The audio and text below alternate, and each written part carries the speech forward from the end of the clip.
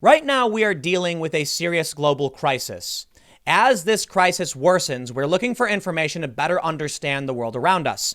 The media, however, is not full of perfect individuals who know everything, and they often present you information from a biased point of view.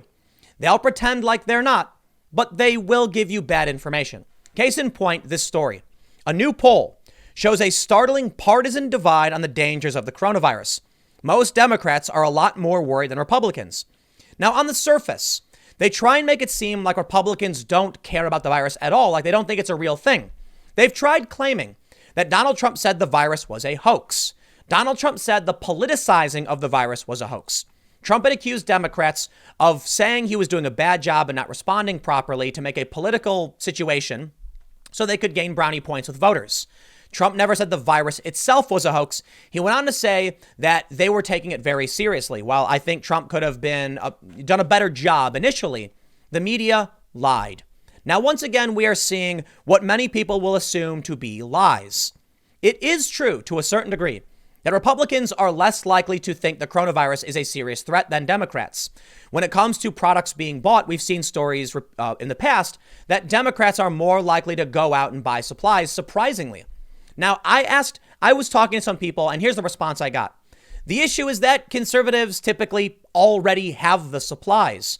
One big factor not being considered by these media outlets is that, for one, people who are conservatives tend to live in rural areas, meaning they are more likely to already have the supplies. And second, they don't live in dense urban areas like Democrats do. The polls may not be showing us a bunch of ignorant Trump supporters and conservatives who aren't paying attention or who don't think it's an issue.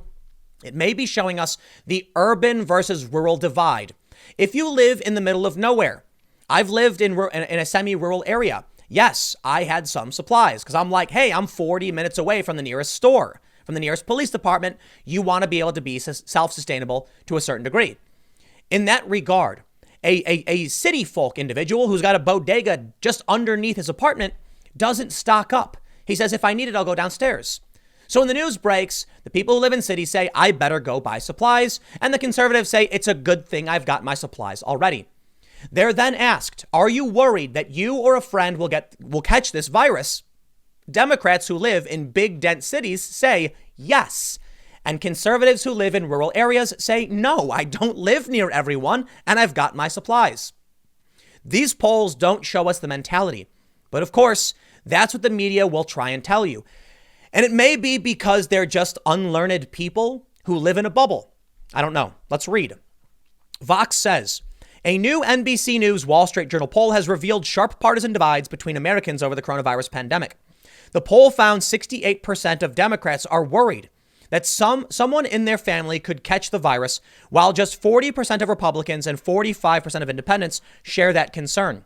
The gulf in perception over an outwardly non-political issue underscores how signals from politicians and media outlets have played a critical role in shaping how seriously Americans are taking a viral outbreak that has overwhelmed healthcare systems and triggered mass quarantines in several countries around the world. Nearly 80% of Democrats believed the worst is yet to come, but just 40% of Republicans and 57% of independents believed that. Overall, 53% of all voters are concerned that someone in their immediate family might contract the coronavirus, and 60% believe the worst is yet to come. Okay, first, Democrats are more likely to trust the media. This creates a skew in perception. Independents and conservatives are more likely to get their news sources from both conservative and liberal media. This results in two different realities and different levels of trust. If the progressives are saying the end is nigh and Trump has screwed up, overwhelmingly, they will believe it. But because independents and conservatives are more likely to be a bit skeptical, this is not surprising to me in the least bit, nor do I think it is overwhelmingly a bad thing. Let's read on. Well, I will point out, too, as I stated, they say 68% of Democrats were worried someone in their family could catch the virus. Look, it's simple, man. You live out in the suburbs. If you live in a rural area and you don't live next to anyone, I think we understand the point. The poll also found 56% of Democrats believe their day-to-day lives will change in a major way in the future, while just 26% of Republicans hold that view. In response to every question about whether a respondent would change their plans that would expose them to others, like travel, eating out at restaurants, and attending large gatherings, Democratic voters consistently responded affirmatively at much higher rates than Republicans. For example, 61% of Democrats said they've stopped or plan to stop attending large public gatherings, but only 30% of Republicans said the same. Now, this is where there's some legitimate criticism. Recently, Devin Nunes was on the news and he said, go out to a restaurant, get food. And this is being frowned upon by a lot of people, not just Democrats either. Many high-profile conservatives and Trump supporters have said this is a bad idea. Look, man, I personally respect that you want to try and protect the workers, the wage earners, the tip earners. I get it. I don't know what the right answer is, but I can tell you perhaps it's not wise to go out like normal. Now, Devin didn't come out and say, I don't think he's anything too outrageous. He said, don't go panic buy, don't stock up on months of supplies, but go out and get food. You'll be okay. He's not wrong. You will likely be okay. But we're taking this very, very seriously right now for the short term. If you were to ask me, I'm not gonna rag on the guy and try and slam him over this necessarily. I'll just say, look, I'll give you my advice. You probably shouldn't do that. I don't think we're at the level now where look, I still think it's fine if you take basic precautions, wash your hands, wipe things down, go to the store, buy your supplies. You probably can go eat. I would recommend against it, and you want to limit your outings. But there are a lot of people who are freaking out, and they're taking things way more, way more seriously. But let's read more. You know what I'm also going to do? I'm going to throw a little shade towards Ben Carson on this one. You see, in a past video, I mentioned Ocasio-Cortez saying, don't touch your face, and then touching your face. Well, Ben Carson apparently did the same thing. So look, man, I'm not going to act like look, people don't realize they're touching their face all the time. I did the joke, and then I went on and touched my face. Look, I'm doing it right now. Let me make a point. I'm at home. I work from my home studio, and I just washed my hands before filming, the last couple segments. So wash your hands. You can touch your face. It's fine. But if you're out in public touching, objects and then you start touching your face, it's what they want you to avoid. So in regards to Ocasio-Cortez and Ben Carson, come on, guys. Think about it for a second. I know it's hard to do it. Look, I don't blame them. And also wipe your phones down, too. Pick up some alcohol wipes or disinfecting wipes. Dude, you don't understand how dirty your phone is. It's gross stuff. They say the partisan disconnect is not due to a lack of information among conservatives or a function of not hearing much about the outbreak in certain regions of the country. NBC reports that 99% of respondents said they've seen, heard, or read about the spread of the coronavirus, and 89% said they've heard a lot about it, the highest percentage that one of their polls has found for a major event since 2009. The more likely explanation is that, as with so many other issues, people with different political ideologies consume different kinds of information and take cues on how to think about events from different political figures and institutions.